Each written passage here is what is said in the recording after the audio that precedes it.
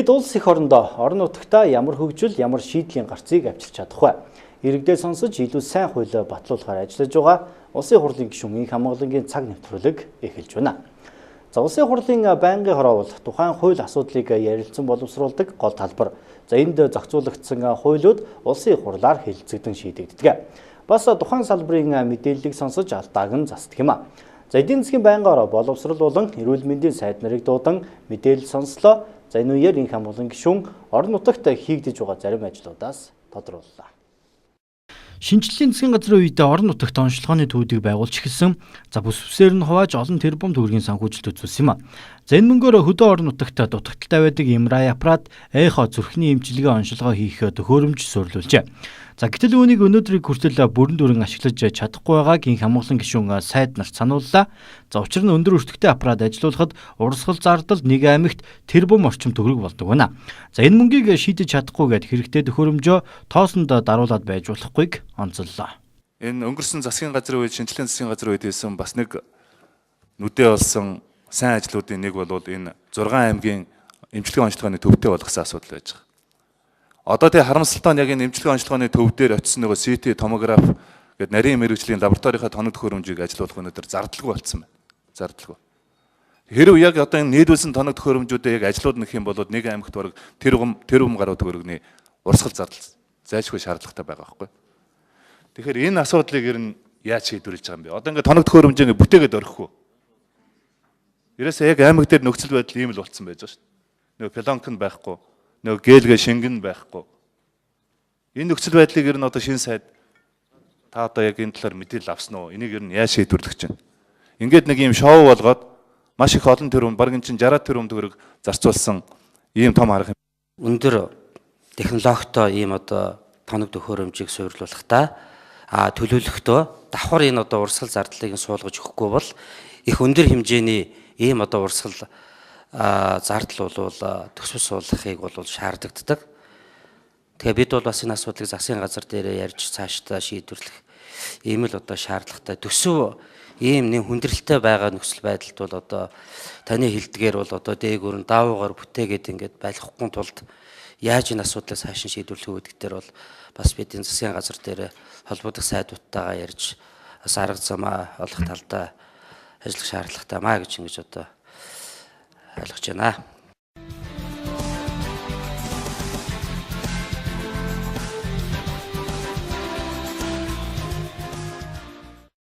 Боловсролын салбарт олон хөтөлбөр хэрэгжиж байгаа ном авьяас морин хуур гэд нэрлэж болно.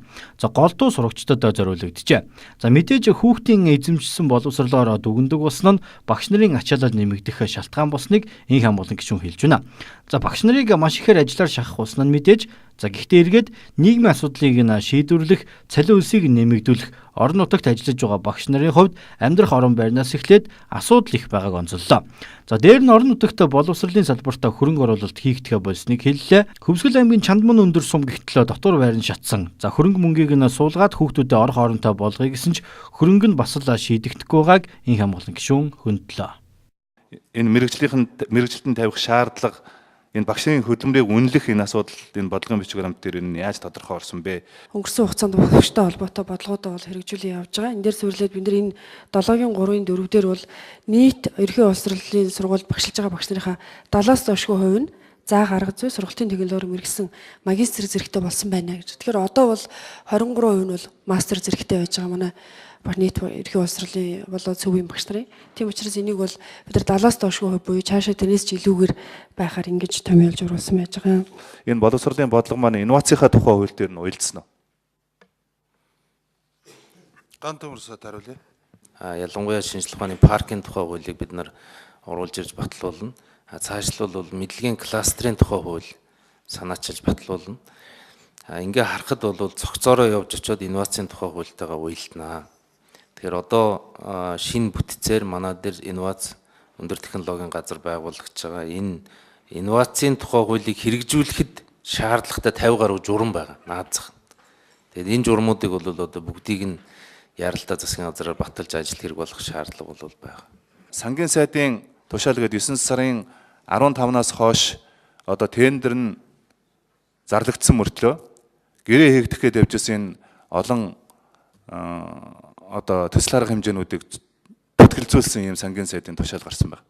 Тэгэхээр энэ одоо засгийн газраар хилцэгдэж гарсан тушаал уу эсвэл одоо сангийн сайд толгой мэдээ шийдсэн асуудал уу? Яг энэ хүрээнд нийт хэдэн объект, хэдэн тэрбум төгрөгийн хэдэн объект одоо бүтгэлзээд байгаа вэ? Энэ дээр миний хамгийн гол санаа зовж байгаа асуудал бол энэ сургууль цэцэрлэг эмнэлгүүд байгаа байхгүй. Нийт хэдэн сургууль цэцэрлэг эмнэлгүүд байгаа. Энийг холбогдох сайдууд нь бас энэ талаар мэдээлэлтэй байна уу? Зөвхөн нэг жишээ хэлэхэд би одоо хамгийн ойрын жишээ хэлэхэд Өвсгөл аймгийн Чамдан өндөр сум дээр баригдах гад тендерын зарлагдаад гэрээн хийгдээд явж исэн энэ дотор байрны шатцсан. Энэ дотор байрны асуудал жишээ нь ингээд төтгөлцсөн байж байгаа. Тэгэхээр ийм олон аймагт бас ийм олон нөхцөл байдал үүссэн байх гэж би бодож байгаа. Тэгэхээр энэ талаар хийсэн хэдэн объектын хэдэн төгрөгийн объектууд одоо төтгөлцсөн байна вэ гэдгийг тодруулах гэсэн. Санхүүжилтийн гүйцэтгэлээр бол 490 тэрбум төгрөгийн санхүүгийн дутуу бол байгаа. Энэ 490 тэрбум төгрөгнөөс 70 тэрбум нь өнөөдөр яг одоо санхүүжилтээ авахд бэлэн болцсон төрийн сан дээр одоо эрхэн нэгтдсэн байж байгаа. Үлдсэн хугацаануудад бид сангийн яамны зүгээс нь 300 орчим тэрбум төгрөгийн хөрөнгө оруулалтыг гүйцэтгэлээр нь санхүүжүүлчихье гэсэн юм бодолтой байгаа. Тэгэхдээ маш их олон объект бол магадгүй онд амжих юм магадлал бий. Яагаад гэхээр энэ худалдаа авах ажиллагаатай холбогдуулаад тендер оройтод зарласан. За компани хариуцлагагүй үйл ажиллагаанаас болоод хугацаа алдсан. За мөн одоо сангийн яамтай холбоотой санхүүжилтийн одоо хоцроосон дутуу өгснөөс шалтгаалаад үүссэн ч гэсэн ийм янз бүрийн нөхцөл байдлын улмаас нөгөө дуусна гэж тооцсон 2014 онд тооцсон байсан объектуудаас нэлээдгүй нь бол дуусгааргүй юм нөхцөл байдал үүссэн байж байгаа. Тэгээ эдгээр объектуудыг бол бас 14 он 15 оны төсвийн тодтгол бусад одоо хэлбэрээр хэрхэн санхүүжүүлж болох вэ гэдэг дээр бас их хурлын засгийн газар дээр ярьж байгаа асуудлыг шийдэж болно хаа гэж ингэж бодож байгаа. Энэ бол өнгөрсөн оны 12 дугаар сард болсон байнгын хороо Зан хамгааллын гишүүн дээрх асуудлыг хөндөж байсан боловч зарим нь өнөөдрийг хүртэл шийдэгдээгүй хэвээр байна. За өнгөрсөн 7 хоногт гэгтэл хамгааллын гишүүн нийгмийн бодлого боловсрол соёл шинжилгээ ухааны байнгын хорооны хуралдааны үеэр салбарын удирдлагуудад дахин санууллаа. Ялангуяа хөдөөгийн багш нарт зөөврийн компьютер олгох асуудал яагаад өнөөдрийг хүртэл шийдэгдээгүй байгааг чухалчилсан юм а. За боловсролын яам хөдөө багш нараа компьютероор хангах ажлыг эхлүүлсэн. За хятад улсын хөнгөлөлттэй зээлээр лаптоп олгох юм а. Энэ асуудлыг энх хамгааллын гишүүн боловсролын сайдаас удаадараа тодрууллаа. За эхлээд үзэгчтэнд өнгөрсөн оны 12 дугаар сард байнгын хорооны хуралдааны үеэр ганц төмөр сайдаас асуусан асуултыг За боловсролын сайд дээр би бас энэ хятадын одоо хөнгөлөлттэй зээлийн хилцээр юу ямар хөө явагдаж байгаа вэ? Энэ нөгөө хөдөөгийн багш нарын компьютержуулах асуудал байж байгаа. Энэ яг хизээ дуусч яг хизээ энэ багш нарын гар дээр компьютер ирэх гэж байна вэ гэсэн энэ асуудлуудыг тодруулахыг хүсэж байна. Ганц төмөр сайд. За энэ багш нарын компьютержуулах төсөл цаг алдаад байгаа шалтгаан бол ятын дарга Монголд ажиллах үеэр гэрээгээ эцэлж хийсэн байгаа. Тэгээ гэрээгээ эцэлж хийхдээ эдийн засгийн хөгжлийн яам ятын Exim банкны хооронд санхүүжилтийн гэрээ хийсэн. Энэ ятын Exim банк манай эдийн засгийн яамны хооронд хийсэн санхүүжилтийн гэрээнийхэн хууль зүйн дүгнэлтийг Exim банк руу хөрвүүлэх шаардлагатай байгаа. Тэгээд эдийн засгийн яам маань татан буугдсанаас шалтгаалаад тэр цагаас эхлээд бол бүрэн зогссон. Тэгээ одоо бол энэ эрх үүрэг бол сангийн яам руу шилжсэн байгаа. Тэгээ хууль эрх зүйн дүгнэлтэд сангийн яам хөрвүүлчих юм бол оны эхний улиралд багтаагаад компьютераа нийлүүлээд эхлэх болцоотой гэсэн мэдээлэл бол байна. Харин одоо өнгөрсөн 5 дугаар сард болсон хэлэлцүүлгээс үргэлье. За эхний улиралд зөөврийн компьютер олгогдно гэж байсан ч дахин шалтгаан гарчээ. За яг хизээ өгөх бодит тоо хэлхийг энх хамгааллын гишүүн дахин хөндлөө. За нөгөө нэг алдартай нэг компьютераа хизээ өгөх вэ? Одоо нэг лэптопоо хизээ. Би одоо ингээд сүүлдээ худалчхан болж тойргоор явах хүхэндээ одоо ингээд хавар өгнө, намар өгнө. Хавар өгнө, намар өгнө гэдээ одоо ингээд хэдэн хавар хэдэн намар дамнуулаад одоо худлаа яриад ингээд сууж шít. Энэ нөгөө бүх багш нарыг зөөврийн компьютероор хангана гэсэн хятадын буцалтгүй тусламжаар хөнгөлөлтэй зээлээр явж байгаа. Энэ ч одоо яасан дуустгүй тендер вэ? Яасан дуустгүй маргаан бэ? Энэ асуудал дээр бүр за яг тэдэн сард одоо өгнө гэдэг би хугацаа сонсомоор. Яг хугацаа сонсомоор. Өнгөрсөн хугацаанд яг бид нэр 4-5 сард нэлээд сайн төвлөрч ажилласан. Одоогийн бид бүхэнд яг амлж тэр задлаас нийлэгч компани талаас амлж байгаа зүйл бол 9 сар ихэд эхний ээлжүүл орж ирнэ гэсэн. Яг багш болгонд компьютер, сургууль болгонд компьютерийн лаборатори, олохын ажил. Тэгээд бүх сумын сургуулиудыг шилэн кабелтэй холбохын төсөл бол 9 сараас эхлээд саадгүй явна гэсэн ийм одоогийн байдлын мэдээ байна. За энэ мэдчлэн боловсролын салбарт олон асуудал байгааг инх хамгааллын гишүүн хөндөж байна. За дараагийн тулгымдсан зүйл бол багш нараа хөгжүүлэх.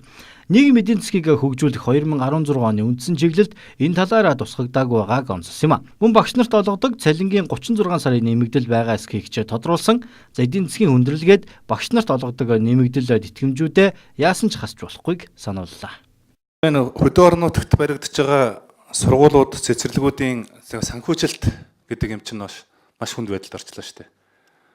Одоо баг үндсэндээ төрөөс тендер авсан компаниуд маань үндсэндээ эхнээсээ дампуурлаа зарлж эхэлж байна. Тэгэхээр өнөөдрийн байдлаар яг 12 оноос шүү. 12 оноос 12, 13, 14, 15 он дамнуулаад ингээд баахан объектууд эхэлсэн. Энийг дуусгаагүй объектууд байж. Тэгээ улсын их хурлаас шийдвэр гаргаад тодорхой өрийн бичгүүд одоо энэ хувийн хвшлийн компаниудад төрөөс ажил гүйцэтгэсэн компаниуд одоо өгөхс одоо хүртэл өнөөдөр энэ өгдөөгүй байж байгаа байхгүй юу. Тэгэхээр та нарт одоо яг тооцоо судалгаа байна уу? Яг одоо энэ боловсролын салбарт ажил гүйцэтгэсэн компаниуд төр хичнээн тэр өмнө төгрөгийн өртөө байна вэ одоо? Энэ өрийг яаж барагдуулах? Одоо 2016 онд энэ чи өр барагдуулахгүй бол одоо чи бүтэн 4 жилийн турш ингээд хувийнхаа хвшлийг хулигтаад дампууруулад нөгөөдөл нь цаанаас арилжааны банкнаас өндөр хүүтэй зээл авцсан. Төр нь нөгөө мөнгөө төлж чадахгүй байлцсан. Ийм л өрийн нэг юм гинжин хэлхэнд орчлоо шүү дээ. Тэгэхээр энэ дээр хийсэн тооцоо судалгаанууд байна уу? Ер нь эхлээд нь 16 онд энэ өрнөөсөө салвал яасан бэ? Сургууль, цэцэрлэг, спорт зал барьсан энэ компаниудын гүйцэтгэлийг эн чинь тодорхой энэ үндсэн чиглэл дээр ер нь оруулж энэ асуудлыг шийдэхгүй бол нэг өрөөс төр өөрөө ингээд нэг юм хувийн хвшлээ дампууруулаад ерөөсөө болохгүй шүү дээ. Энэ дээр ямар хөө арга хэмжээ авч хэрэгжүүлэх юм бэ гэдгийг нэгдүгээр тодруулъя гэж бодож байна. За хоёрдугаарт нь одоо сүүлийн үед манайхан чи консенсус гэж их ярьж байгаа. Бүх юм ерөөсөө консенсусээр хийж нэгэд. Сая бас Насанбаяр дарга ярьж байгаа 30 сургуулийг одоо консенсусээр эхлэж байгаа.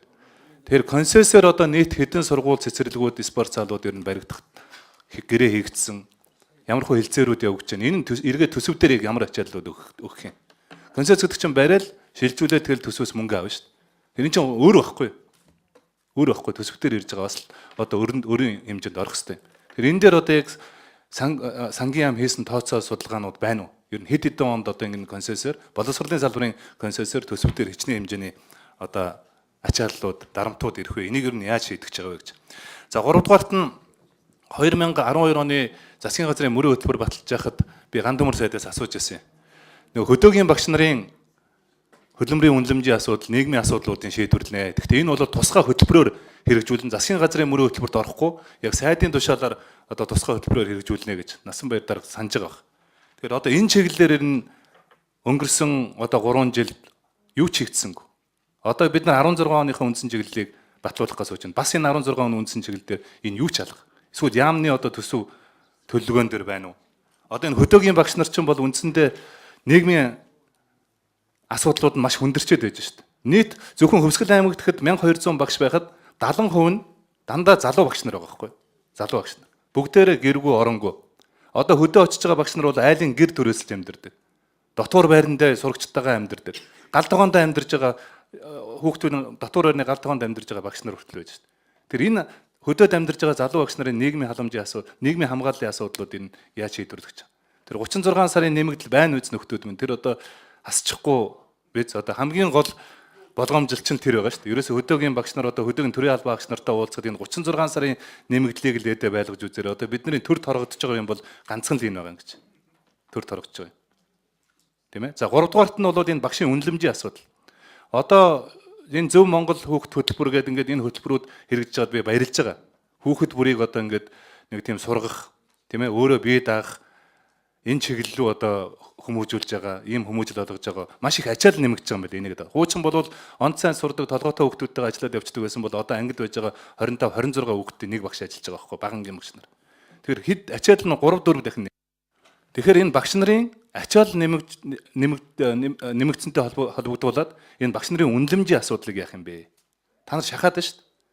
Одоо бол бүр гэртээ харж чадах байсан гэдэг ба шүү дээ. Тийм ээ? Хүүхд бүрт нэг бүртээ ажилласаар байгаад гэртээ харж чадах байлцсан. Тэгэхээр энэний үнэлэмжийн асуудлуудыг яах? За, юуны хувьд хөдөөгийн багш нарын амжиргааны түвшин дэвшүүлэх, нийгмийн асуудлыг шийдвэрлэх талаар бол бид нэр засгийн газрын мөрийн хөтөлбөр дээр бас тодорхой хэмжээгээр орсон байгаа. цалингаараа нийгмийн асуудлаа шийдэх тэр боломжийг бүрдүүлнэ гэдэг. Тэгээ бид хүн яг энэ нийгмийн асуудлыг шийдэхин чиглэлээр хөтөлбөр бол тодорхой хэмжээгээр боловсруулагдсан юм дээр. Тэгээ одоогийн эдийн засгийн хүндрэлтэй байдлаас болоод тодорхой хэмжээгээр шийдлэхгүй байж байгаа. Яг бид нар засгийн газарт бол өргөн барьж чадахгүй байгаа. Манайд засгийн газрын шийдвэрээр байгаа багш нарт олгогддог нэг 10-аас 13 төрлийн нэмэгдлүүд байгаа. Тэр нэмэгдлийг яаж илүү бодиттой багш нарт нь хүргэх вэ гэдэг дээр бол ихний ээлжинд анхаарч байгаа. Тодорхой хэмжээгээр төсөвдөр суудаг боловч бусад боловсролын салбарын төсөв өөрөө хүүхдийнхээ тоогоор төсөвлөгдөд буцаад яг очихдоо багшийн цалингаараа очиж байгаа энэ нөхцөл байдлуудаас хамаарат тодорхой хэмжээний бас нөхцөл байдлууд үүсэж байгаа. Улсын их хурлын байнгын орооны хуралдаанд яригдсан асуудлаас тоймлон хүргэлээ. Их хамгааллын гишүүн боловсролын салбар тэр дундаа багшийн хөгжилд онцгой анхаарч холбогдох төсөл хөтөлбөрүүдэд саналаа тусгуулсан байна. Энэ удаагийн нэвтрүүлэг энэ үрээд өндөрлөж байна. Дараа дахин уулзъя.